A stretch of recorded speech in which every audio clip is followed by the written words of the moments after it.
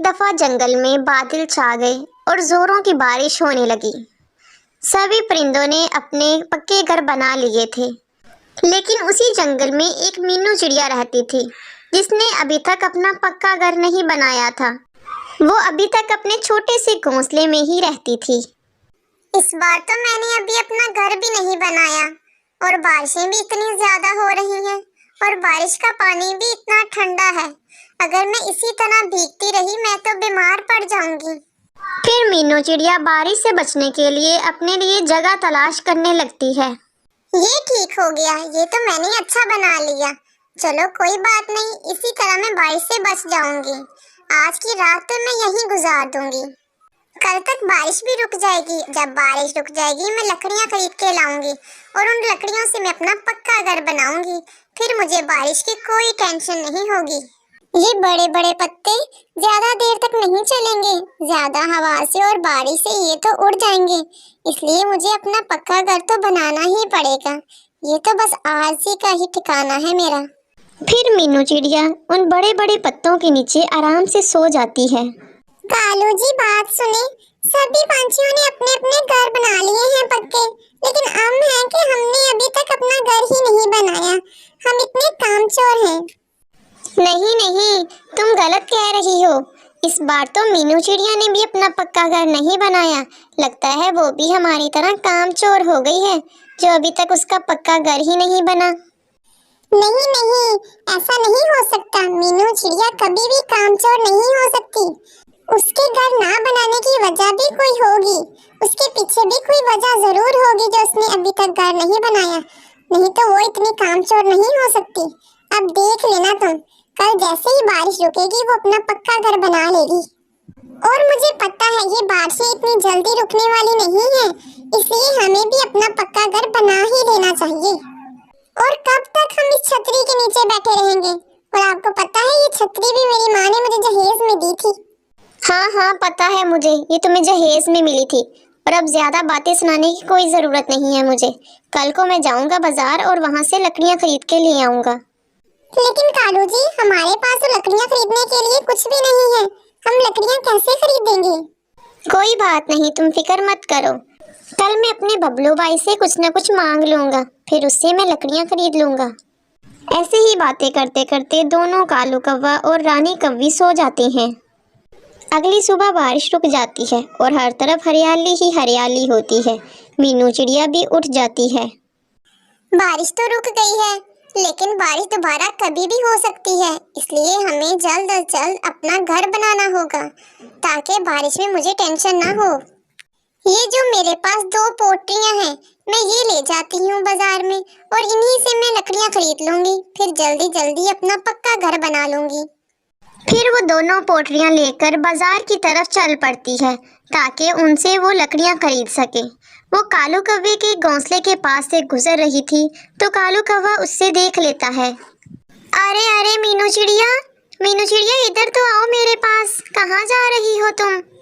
फिर मीनू चिड़िया कालू कौवे के पास आती है और कालू कौवा उसे कहता है, मीनू चिड़िया तुम कहाँ जा रही हो? और ये 2 पोटलियां भी हैं तुम्हारे पास, ये लेके कहाँ जा रही हो तुम?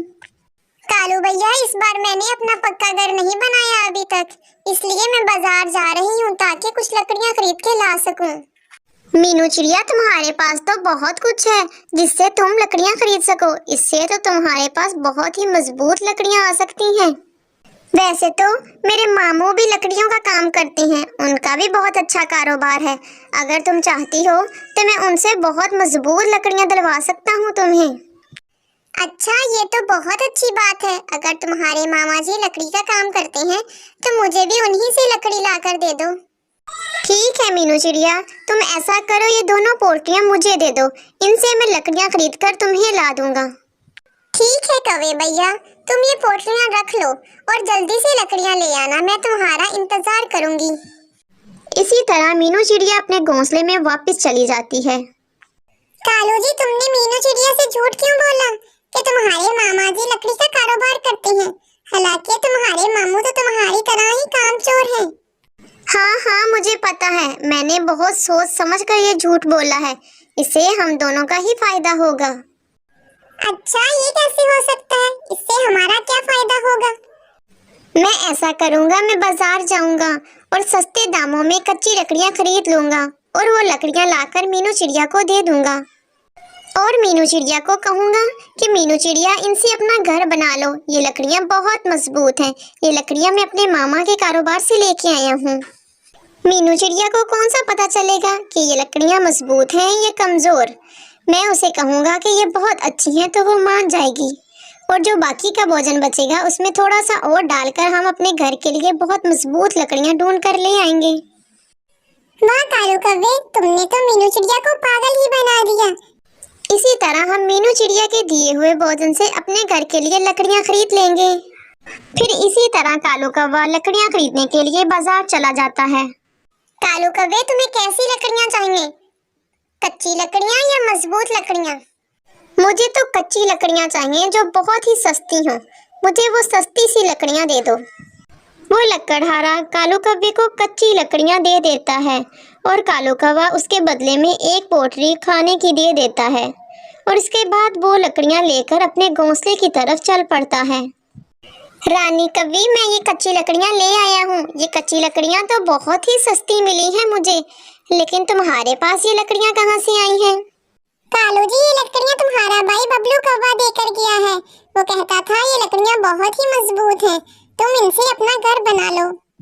रानी, ये देखो, दोनों लकड़ियां तो सेम ही सेम हैं, लेकिन किसी को क्या पता कि कौन सी कैसी है। देखो, जो मैं लकड़ियां लेकर आया हूँ वो बहुत ही कच्ची हैं और जो मेरा भाई देकर गया है वो तो बहुत मजबूत है। जाओ कालू कव्वे, तुम मीनू चिड़िया को उसकी लकड़ियां दे आओ ताकि वो अपना घर बनाना शुरू कर दे। रानी, अभी तो मैं बहुत थक गया हूँ, मैं कुछ देर आराम करूँगा, उसके बाद जाकर उसको उसकी लकड़ियाँ दे आऊँगा। ये कहकर कालू कौवा आराम से अपने घोंसले में सो जाता है। मुझे तो बहुत प्यास लग रही है, मैं ऐसा करती हूँ नदी से जाकर पानी पी आती हूँ।